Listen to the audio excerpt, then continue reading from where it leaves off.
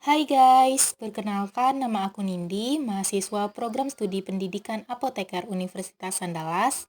Nah, di video kali ini tentang simulasi pelayanan kefarmasian di apotik dalam bentuk PIO atau pelayanan informasi obat kepada pasien diabetes mellitus yang menggunakan insulin.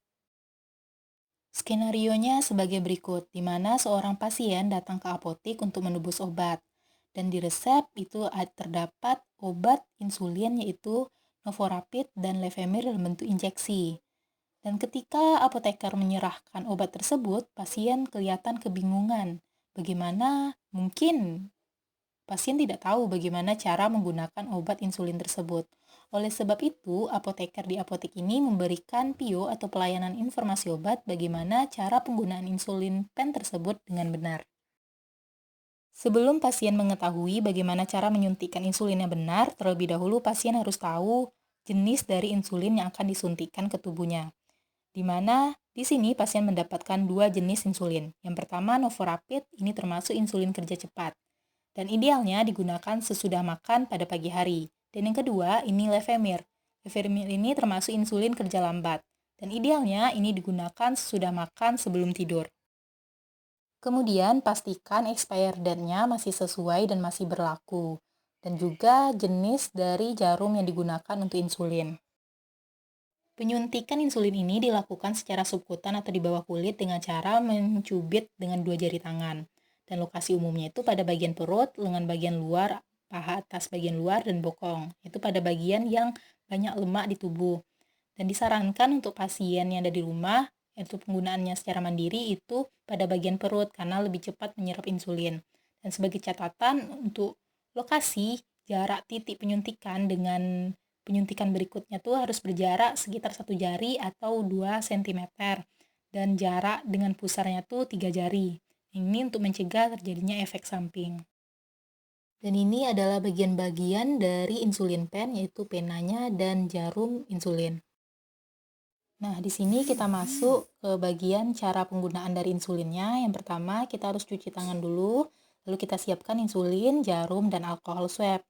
Lalu kita lihat apakah insulinnya ini jernih atau keruh. Nah, jika keruh atau menggumpal, kita putar-putar dulu dengan kedua telapak tangan dan jangan dikocok.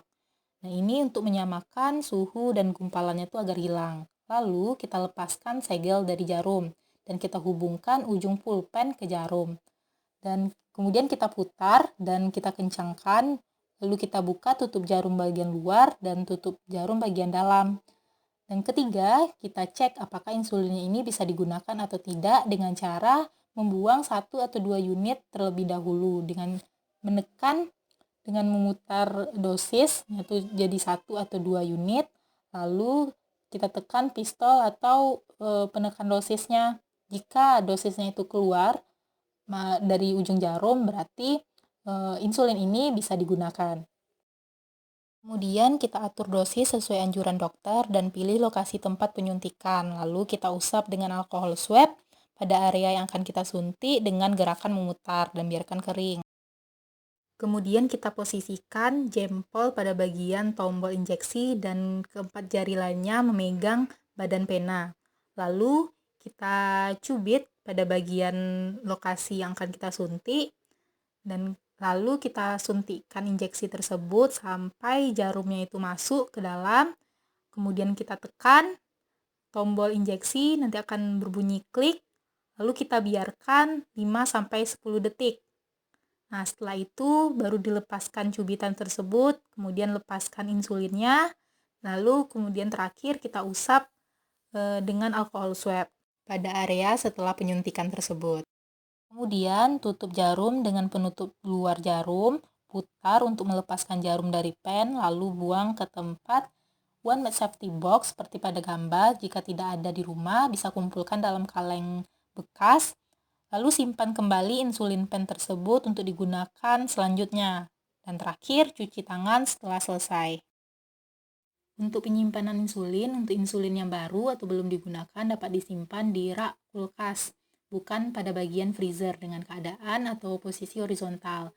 Nah, untuk insulin yang sudah digunakan, itu dapat disimpan di kamar, yang suhu kamar, dengan posisi yang sama, yaitu posisi horizontal. harus jauh dari jangkauan anak-anak dan jauh dari cahaya matahari. Nah, efek samping yang mungkin terjadi akibat dari insulin pen ini yang pertama terjadi hipoglikemik atau penurunan kadar gula dalam darah di bawah normal. Yang kedua, itu terjadi reaksi lokal terhadap suntikan insulin. Yang ketiga, ini terjadi edema atau pembengkakan jaringan akibat insulin. Nah, jika ketiga reaksi ini mengganggu aktivitas pasien, maka disarankan pasien untuk segera konsultasi ke dokter.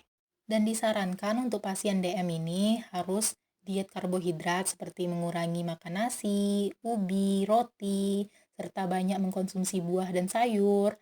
Lalu harus teratur olahraganya, bisa dengan cara senam atau lari pagi atau dengan bersepeda, dan harus memantau kadar gula darahnya secara rutin.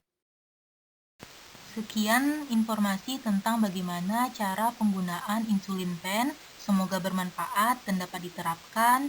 Terima kasih. Salam farmasi.